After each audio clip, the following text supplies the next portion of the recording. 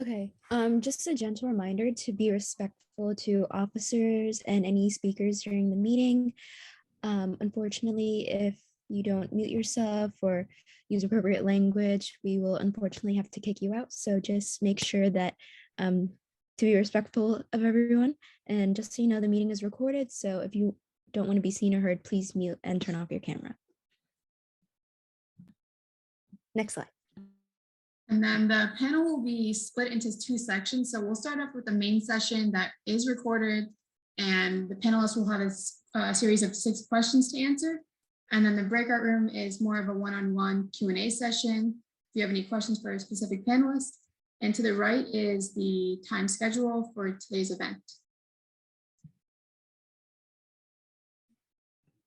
All right, so here are the program and worksheet docs. So you can scan these QR codes to follow along during the event with our panel programs. So for the program, you can check out the club resources and get to know the panelists individually.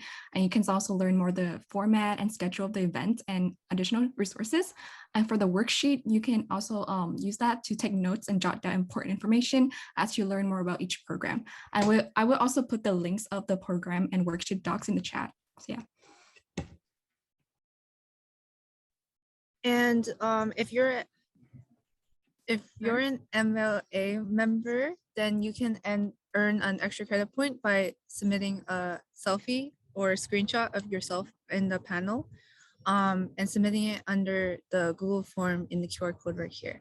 And I believe it will be also pasted in chat. But I'll give you 5 seconds to scan it. And it'll also be sent in the chat, so yeah. Oh, could we go back to the last slide, please? Oh. No, the next one.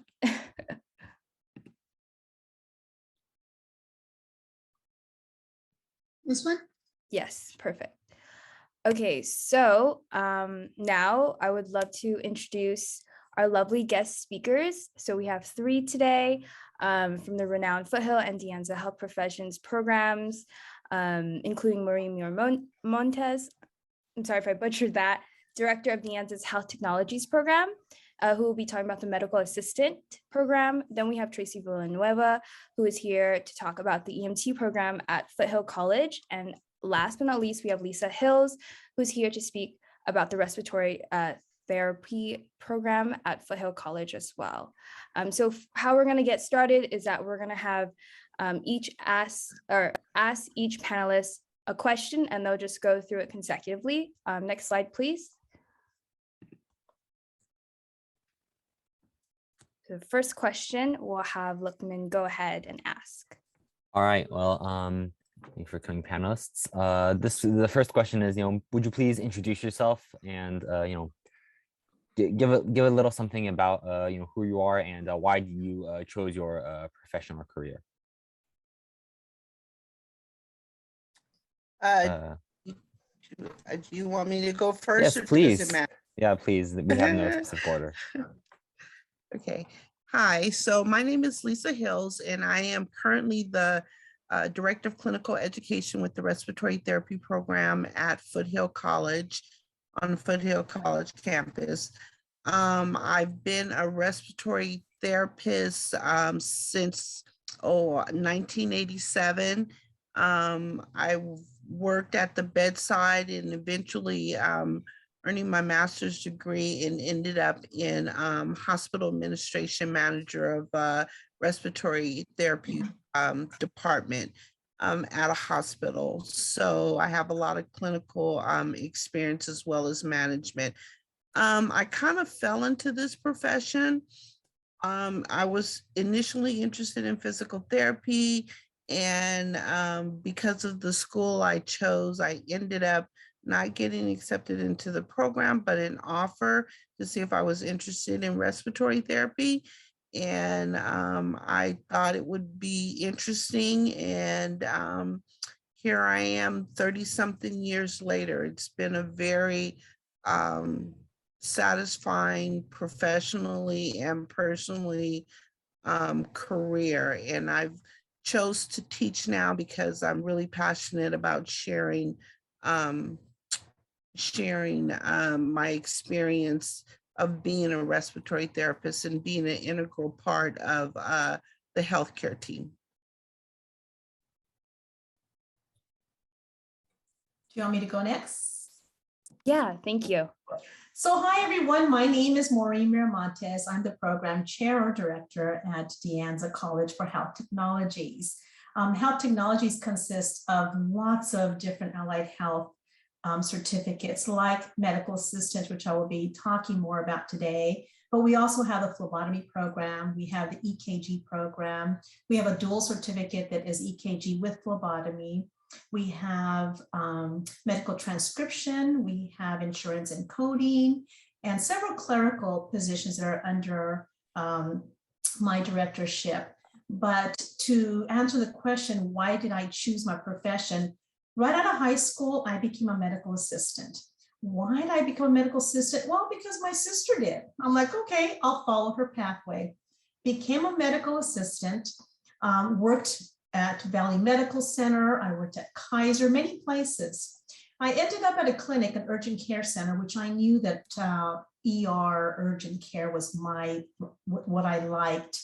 I worked there. I was hired as a medical assistant. 2 years later, I became the supervisor of the clinic. Enjoyed it lots. In about 2008, I decided that I know everything there is about medical assistant. I needed to be challenged. So I went back to school to become a registered nurse, and that's what I am now. So I needed to have this title in order to be able to be the director at Anza for my health technology program. So I'm really excited to do what I do. I've had lots of experience when it comes to what a medical assistant does, and we'll talk more about that a little bit later, but that's just a little bit about myself. Thank you. All right, go Tracy. You're muted.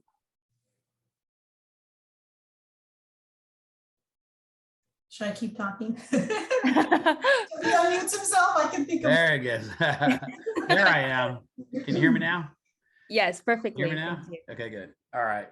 My name is Tracy Villanueva, and I'm a paramedic, and I'm an EMS educator. I've been involved in, the pre-hospital care since the late 1970s, and I'm currently teaching the paramedic program at Foothill College. And this was my second career. My first career, I worked as a pilot. I flew aircraft for about 30 years all around the world, but I also simultaneously always worked as an EMT or paramedic.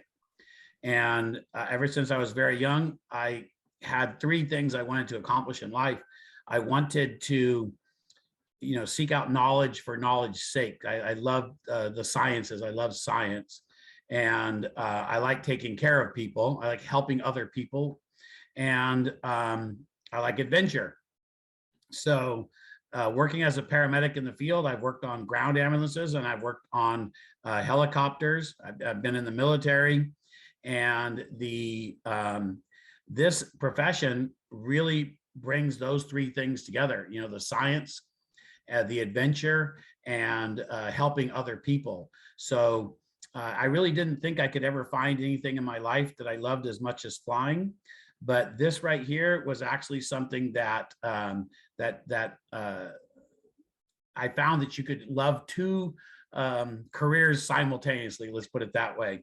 And so I've been doing it for over 30 years now, and currently I'm working pretty much solely as the instructor for the paramedic program and as the director for all of the EMS programs. And I also run a side business where I go out into the world and I train nurses and paramedics and doctors and special operations soldiers. And I kind of travel around and going to various hospitals, teaching them various things from cardiac stuff to trauma stuff. So it's pretty interesting to do that.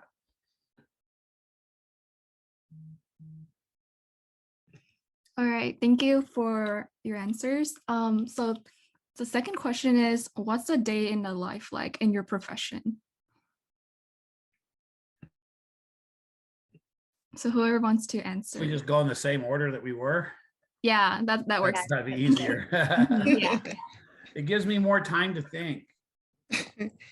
So right now, as an educator, a day in a life is trying to get my students to learn as much as they possibly can. But a day in the life of a respiratory therapist and has, I'm sure a lot of you, it's been really highlighted through this pandemic environment, but a respiratory therapist is essentially involved in anything that has to do with cardiopulmonary or the heart and lung systems. We give breathing treatments to patients. We spend a majority of our time in the ICU taking care of patients who are on life support machines, mechanical ventilators. I'm sure you guys heard a lot about ventilators throughout the pandemic. Anything that has to do with breathing, the respiratory therapist is there. A lot of our, your day will probably be really, really busy. We respond to all emergency calls within the hospital. There are other aspects to being a respiratory therapist. Respiratory therapists can also be involved in what we call home care outpatient setting, where we do visit patients who have chronic disorders and who are ventilator dependent, or who, like asthma patients, making sure they're getting their treatments. We work with cystic fibrosis patients on an outpatient basis. And there's also, if you're not interested in the hospital environment or working directly with patients, you can also do sales or be what we call clinical specialists, because someone has to teach people about the ventilators at the hospitals and, you know, different things like that. But as a respiratory therapist, you're mainly involved in a lot of the sort of acute settings within the hospital, the emergency room. If you happen to work at a trauma center, you're involved in all the traumas. Again, a lot of our work is done to just helping people with their breathing.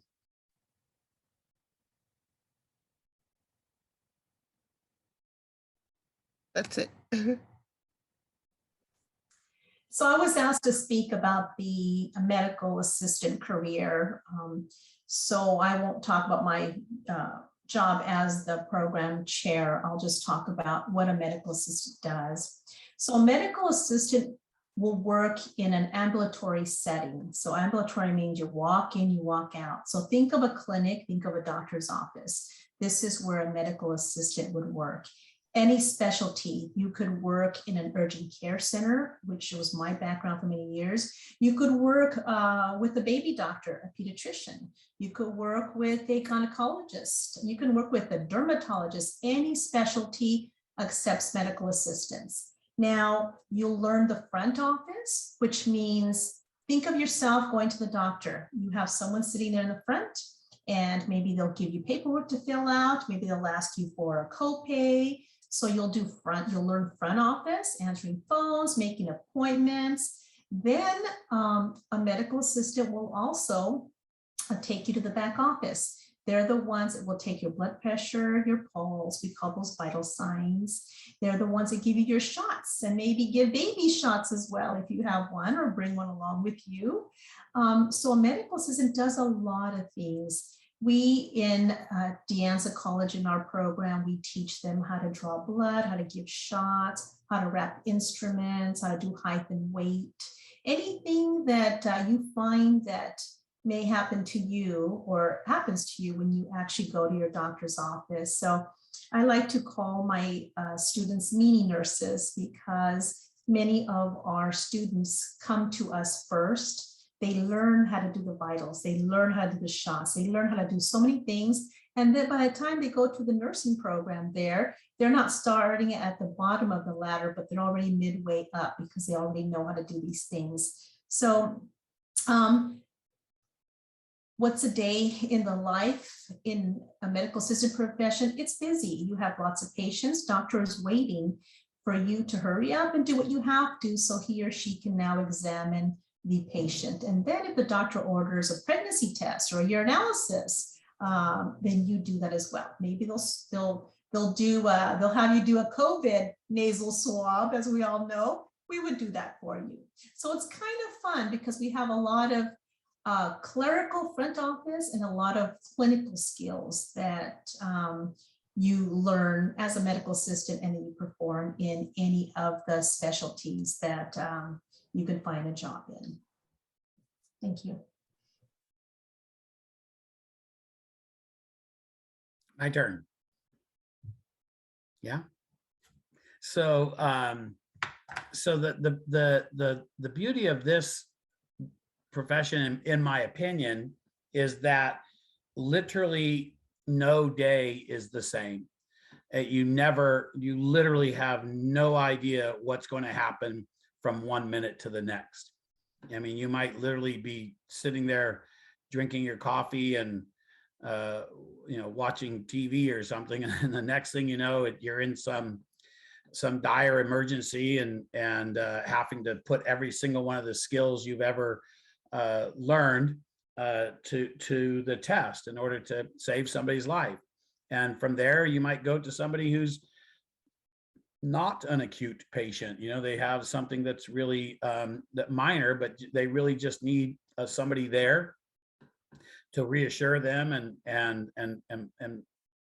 put them in the right direction, whatever they need to do to get help for whatever they're doing. So to me, that's one of the things that attracted me to the profession, is simply that you get to go out there and help people. And oftentimes, literally on the worst day of their life, you're walking into chaos, and then you make order of it, and you do your best to minimize or mitigate the situation that person has found them in that particular day. So the variety is what has kept me, I think, in this field for so long, because it never is the same thing twice.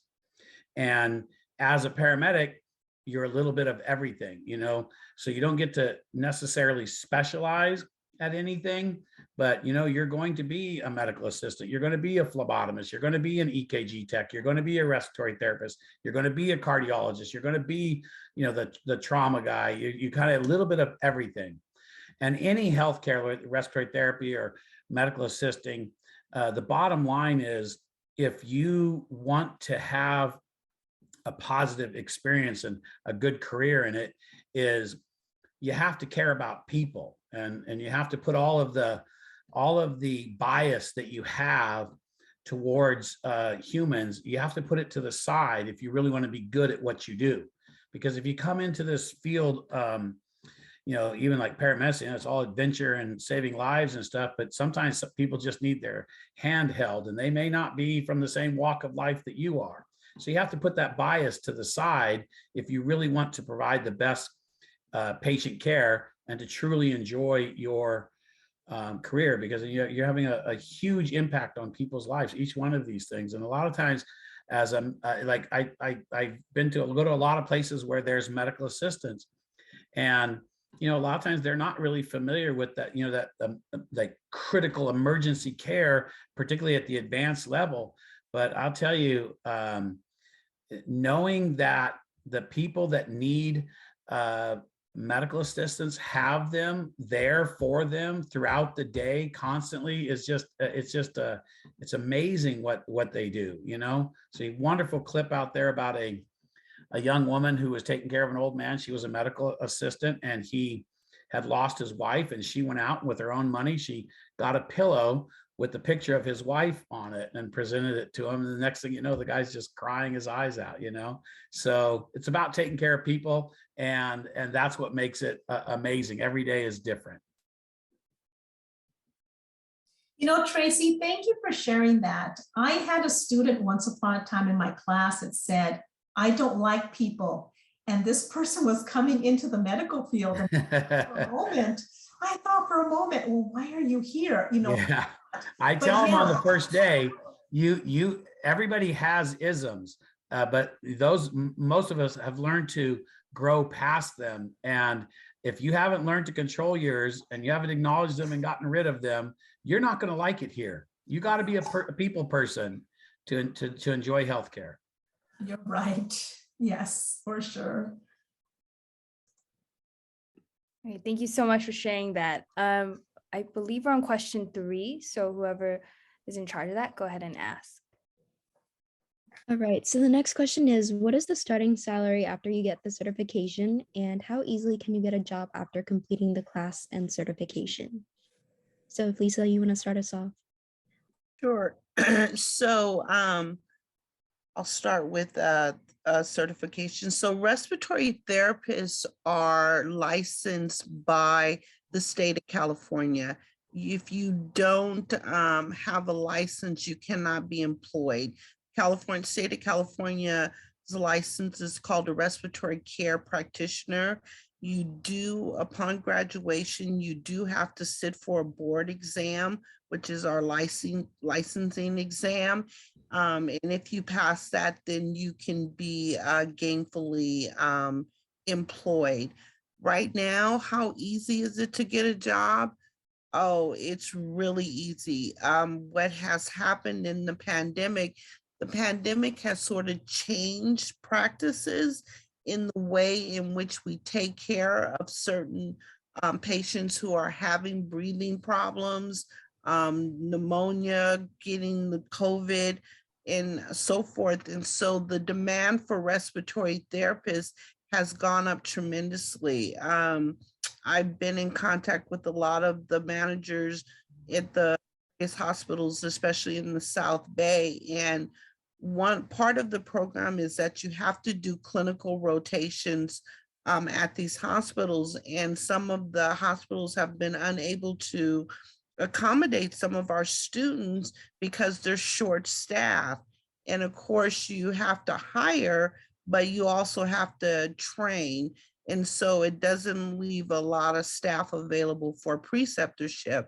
But there's major hiring going on right now. The role of the respiratory therapist as in healthcare is predicted to grow, I think, at a rate of 20% every year. So jobs are going to be plentiful. Because we are such an integral part of the team, in the way technology and different things are moving, the respiratory therapist is becoming more and more valuable to a valuable asset to that team. So our job responsibilities are growing. So being able to get a job right now is really, really, really easy. And I'll just say this, as far as starting salary goes, when I was a hiring manager, when I left as a hiring manager, I was with Kaiser Permanente, and I was hiring new grads, meaning graduates with an AS degree, at a beginning salary of $37 an hour. And from what I understand, the demand has boosted that beginning salary. But a part of that also too, what has been going up, and I think it may be part of another question, but the requirements for respiratory therapy. So right now, the requirement is just an associate's degree to get a job, but they have now kind of increased it. Employers would like to see respiratory therapists with bachelor's degree, and maybe later on I could talk about how we are advancing the profession to that level. So if you're someone who has wanted to get a bachelor's degree, the pathway of respiratory therapy definitely can lead you to that.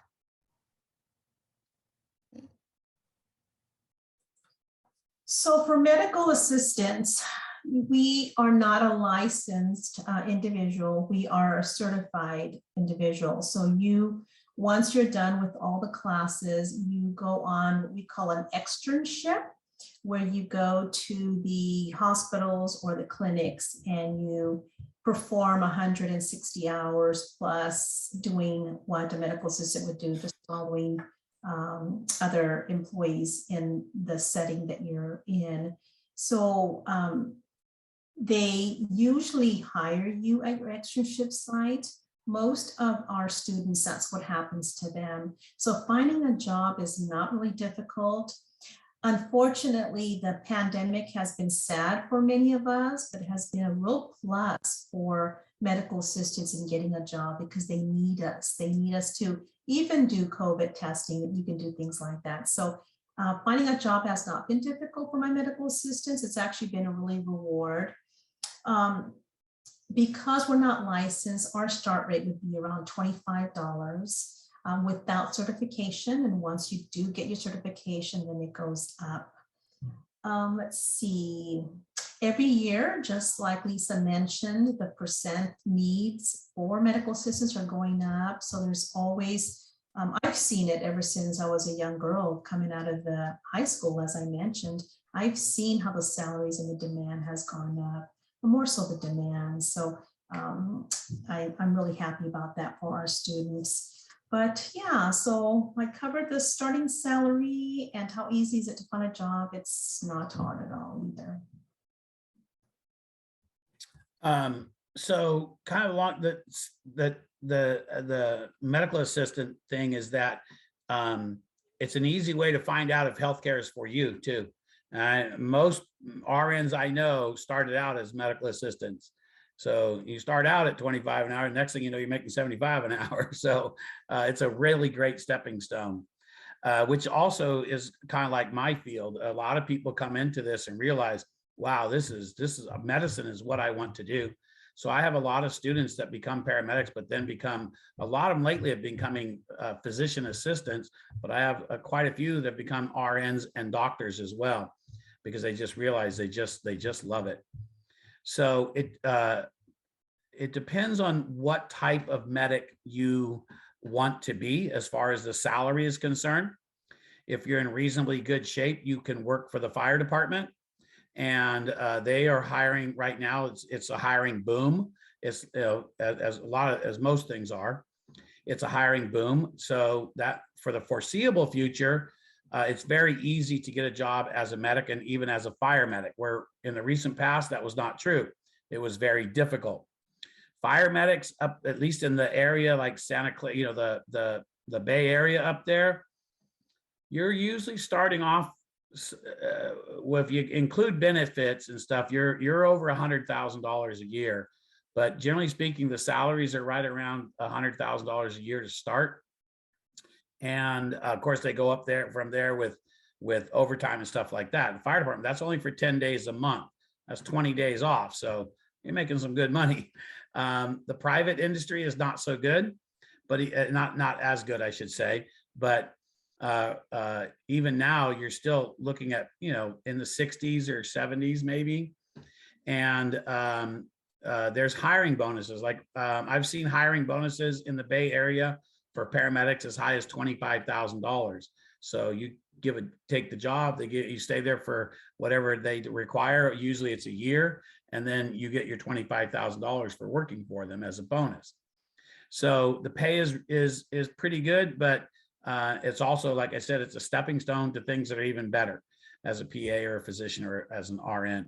So decent pay, and right now with the hiring boom that I think is going to last for the foreseeable future, it's relatively easy. Matter of fact, I have sometimes I have students hired out of my class before they've graduated So they don't become a paramedic. They go to work for the fire departments as an EMT because it's hard to turn down that kind of money or that type of opportunity. So a lot of times they hire them right out of my class, either before they graduate or immediately after they graduate. Okay, thank you so much for everybody answering that. The next question will be, what is the typical course load like? And is it doable with people who are taking regular major requirements? So with respiratory therapy, it's once you're entered into the program, that is your course load. But there are prerequisites that you have to get. There's some math, biology, chemistry, micro. So you do all of your prerequisites first, and then you apply to the program. Once you get into the program, then your course load is very specific to respiratory therapy. It is a full-time program. I'll be honest, can be intense, but we have we have a really good success rate, I think, because of the kind of the cohort situation. You're not going to be taking any other classes but respiratory therapy classes and doing sort of your clinical rotations. So it's very specific. There are, and we've applied at Foothill to be able to offer a bachelor's degree, I'm sorry, in respiratory therapy. And that program would be all upper division courses that you would take, but just like the AS portion, those courses are already lined up and outlined for you and set up in which quarter, which term you take those courses. But again, it's a full-time program, and that is something I think a lot of students need to realize, is that if you do commit or decide to apply to the program, you need to be ready to commit to full-time work. And it takes actually about maybe 18 months or so to complete all the prerequisites before applying to the program. Admission to the program is on a lottery basis, but we have students who have applied, they didn't get in the first time, applied, and they get in the second time. Okay. So the medical assistant, we have two avenues. We have the associate's degree and we have what's called an advanced certificate. Now, the difference between the two of them is the math and English requirement. It's either the elementary or the intermediate. So if you want an AS degree, you can go that route. You'd be taking an intermediate math or English class, and the elementary if you want the advanced certificate. We do not have an application process, like for example, let's say the nursing, you have to fill out an application and you have to wait list, nothing like that for us. You just go ahead and enroll in the classes, of course, become a student of Anza, and you can begin taking classes. I always recommend you take medical terminology first, which we call that 60A, Health Tech 60A. It'll help you with the courses. It'll help you with understanding your textbook as you go along. We also recommend you take what's called Health Tech 50, which is our introductory course. That's a great way to get started to make sure you're on the right pathway. So let's see. We have full-time and part-time availability. If you decide to do the full-time route, you could be done in 18 months. If you do the part-time, it'll be about 2 years. So you can actually take as many classes as you want. I have what I call an information packet that I gave to Natalie here that's available for students. So they know exactly what classes to take and what quarter. That way you don't take classes out of line. You take them, we always recommend you take the classes that are non-lab first, like law and ethics, a computer class, get those all out of the way. So at the very end, you're taking your injection class, your phlebotomy classes, classes that are skilled that you need to have fresh in your mind and know how to do them before going on an externship. So there is, PE and all those, if you're choosing your associates, that need to be taken alongside with your courses, and it's very doable. So, yeah.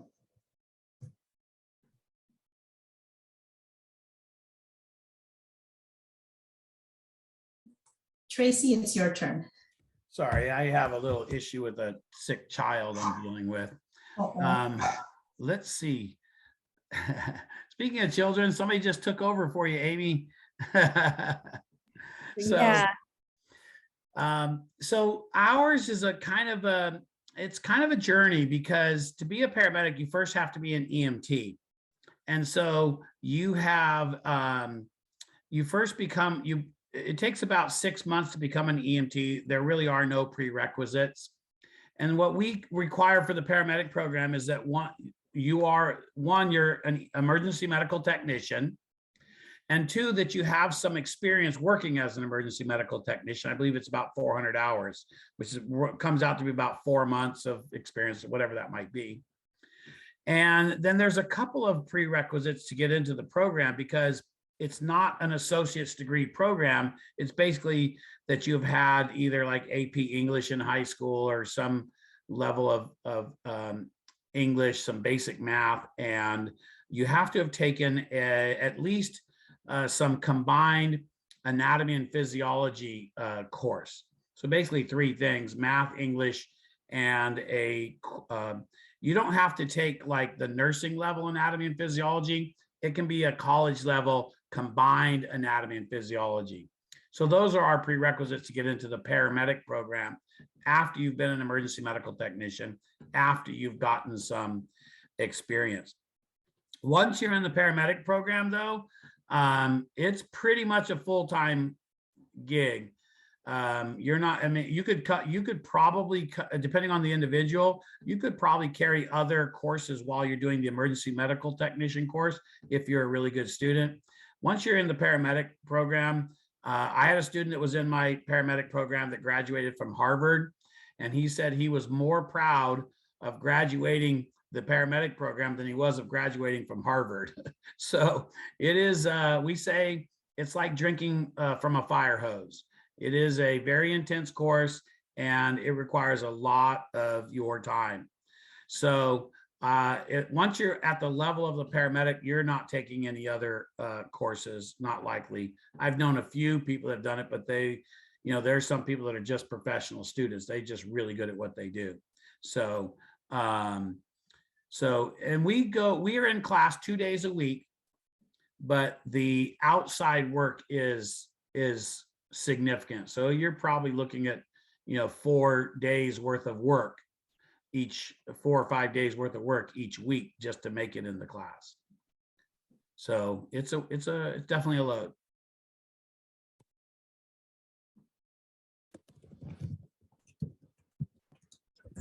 Okay, if we could move to the next slide, please. Thank you.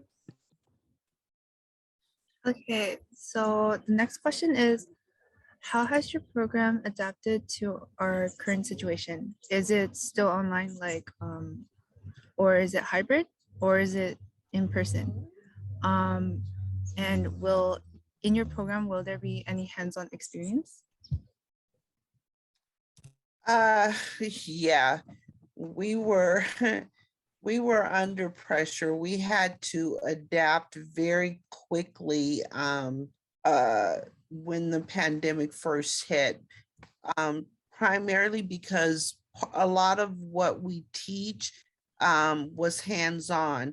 So what happened with respiratory, we had to work with the Santa Clara County Board of Health, because our labs, our face-to-face in-person class had to be deemed essential in order to let us get on campus. But we did migrate the lecture part of our program to sort of online. So I guess you can call it a hybrid. It was mostly hybrid, just depending on what the classes were. We have, because license is involved, it really, really affected our students because we have a lot of requirements. Our students are required to complete over 1,000 hours of clinical experience. And this is where they actually work in the hospital. They shadow a respiratory therapist at the varying different hospitals.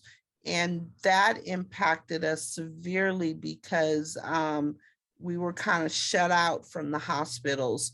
But a lot of hospitals have come back on board. So we're back almost to our pre-pandemic level in terms of the hospitals that we are affiliated with. So it's been a lot of adjustments because, again, a lot of our coursework was essential. It had to have hands-on experience, and the students had to complete so many hours before they can even apply for graduation or even be able to sit for their board experience. For their board exams. It's been a lot of work, but we adapted at Foothill, and all of our students were able to graduate on time. And we're just still going with the flow. We do have some classes online, but we definitely have been in-person class since the beginning of the pandemic.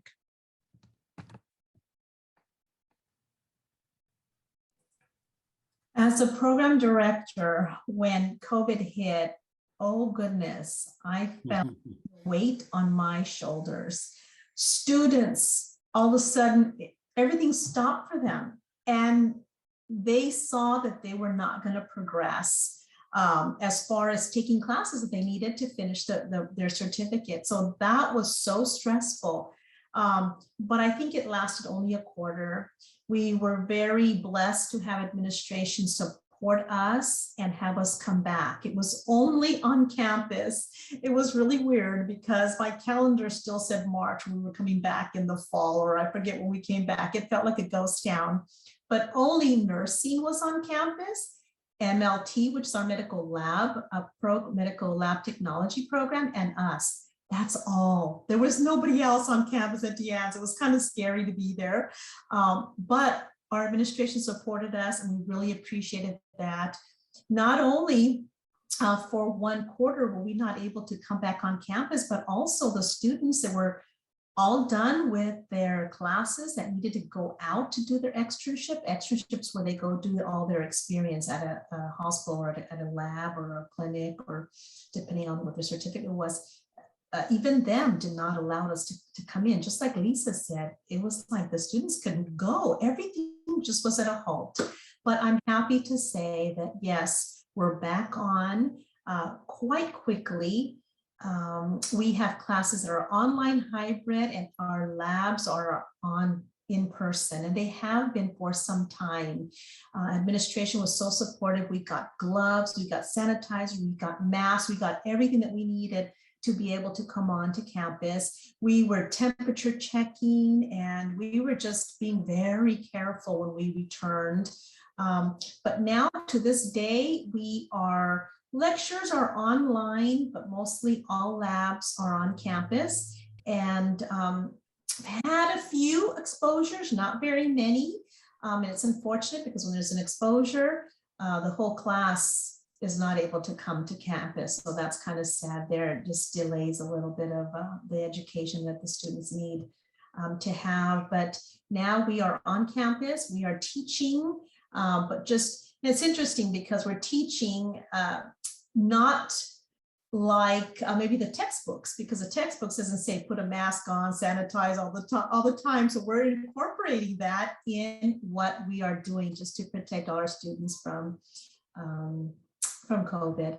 But our teachers are there and we're all there, hands-on, not a problem. And our clinical sites have opened the doors for some time now. So our students are getting their certificates, finishing the program without any problem. So thank you. Well, it seemed to me once the pandemic hit that time sped up. You could say it zoomed by, but no. So when it first hit, we did do a little bit of it on, thank you, Julie. Thank you. We did some of it online. We did a little bit in that very first quarter. Hands-on, we've always done in person because there's just no other way to do it. And pretty much since the first quarter, we've been back doing everything in person. So we're in person 100%, but we do have some experience during the pandemic with kind of the hybrid format. And like right now, we had an incident where we had to, nobody could come to class. So for that day, we did online, so that's happened. But our philosophy was simply that, like respiratory therapists, like medical assistants, these are the people that are going to be dealing with COVID patients on a daily basis. These are the people that every time they go to their clinical site are dealing with COVID patients. So if they're going to be working with COVID patients, they probably should be allowed on campus to practice working with COVID patients with the proper precautions, just like Maureen said she's doing in her labs. That's what we're all doing. Do the precautions you would take as though you're working on a COVID patient, and then go work on COVID patients, which is what we do, right?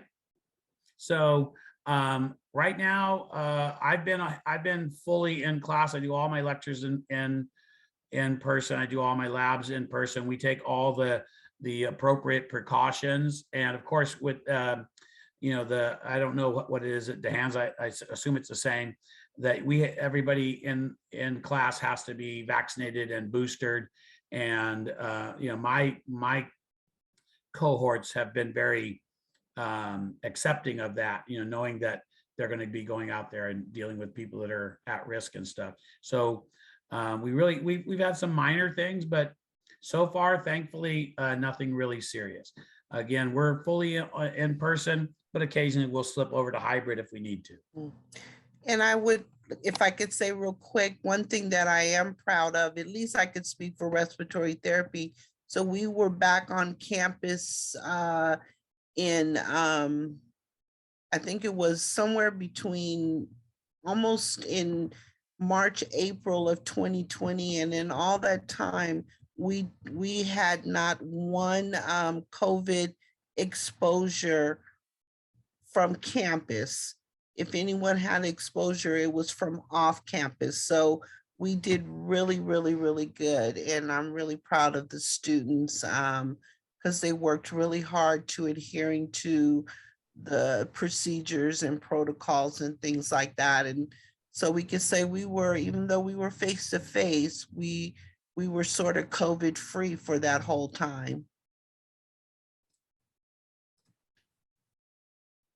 Yeah, that sounds great. For my class, when we were returned in person, we already on the first week we already had like a positive. I think our teacher got COVID too. So props to the program at Foothill. We're gonna move on to the next question. That will be our last question before we go on to breakout rooms. Yeah, and we're a little behind schedule, so if you please can keep the your responses concise. But anyway, Okay. The question is. We can do that. Okay, thank you. What do students mostly struggle with while enrolled in your program? I'm going to say organizational skills. I think a lot of our students haven't been in a class in a long time. So just they struggle with keeping everything organized, and time commitments, because it does get pretty intense. They struggle a little bit with the math part of it. Was just real interesting. But I think it's a lot of it has to do with organizational skills with a lot of our students. In health technologies, the students struggle if they take too many classes at one time, because you can move as fast or as slow as you want. So some of them see that the units are not large in number, and therefore they think the class is easy, but none of the classes are easy despite the units. And I would say that it wouldn't be a struggle, it'd be more of a fear that our students have, because they're drawing blood on each other and they're giving shots on each other. So that's scary. So I guess that would be a struggle, right? Is getting past that fear. So that is the struggle in my department. So in mine, it's the volume of information that you're taking on in such a short period of time. So like I said, we liken it to drinking from a fire hose, and it's not information that can be, a lot of times they take the information in, learn it well enough to get through the quiz, forget the information, rinse and repeat.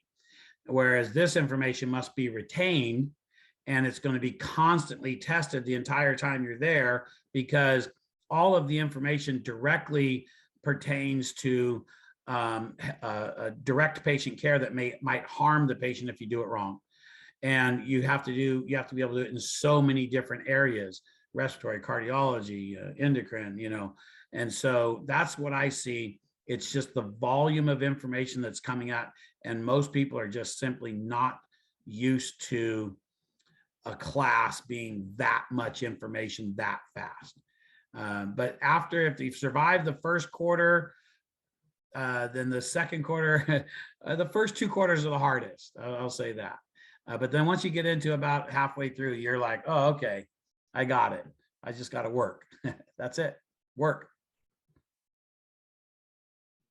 Okay, thank you to all the guest speakers who answered those 6 key questions. Before we do break out, we're going to take a quick picture just to remember the event.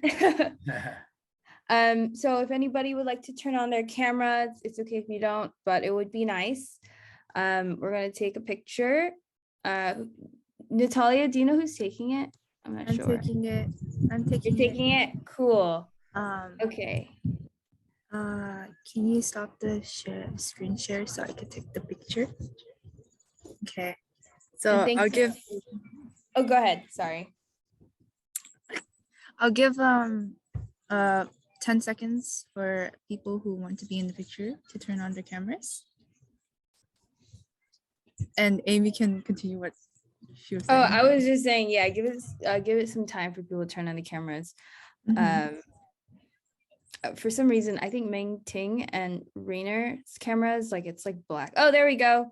Hello, beautiful people. Thank you for joining us on cam. We appreciate it. Yeah, we love seeing your faces. And Dorian, if you would like to turn on your camera as well. Oh gosh.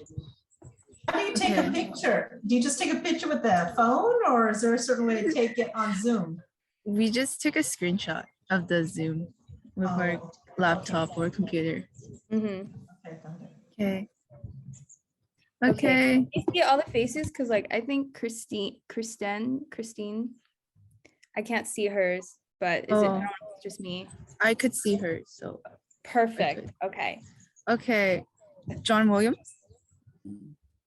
Okay, never mind. I'm gonna take a screenshot right now. So everyone pose. 3, 2, 1. Okay, one more, just in case I messed up. 3, 2, 1. Okay. Yeah, thank you. So quickly, I'm gonna go back to the slides, and then we can get started with the breakout rooms. All right, so here are all MOA social media. Make sure to check them out for club events. And it's really important that you are part of our emailing list because we usually send out club updates, opportunities, and resources through email. And I will also drop all the links in the chat. So yeah.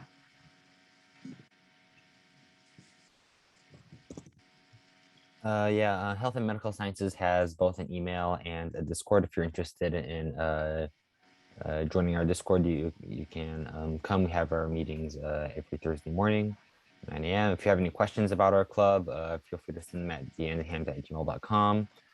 We're also conducting a survey now for a research project. We're trying to collect opinions on healthcare among Foothill and De Anza students. If you're interested in answering that survey, it can be found in the chat right there. Okay, so I think those are all the slides. We're gonna go ahead and start the breakout room. So to the guest speakers, all you do is just click the tab breakout rooms and you should be directed into there if you're unfamiliar with how it works. As for everybody else, I'm sure we're also used to it.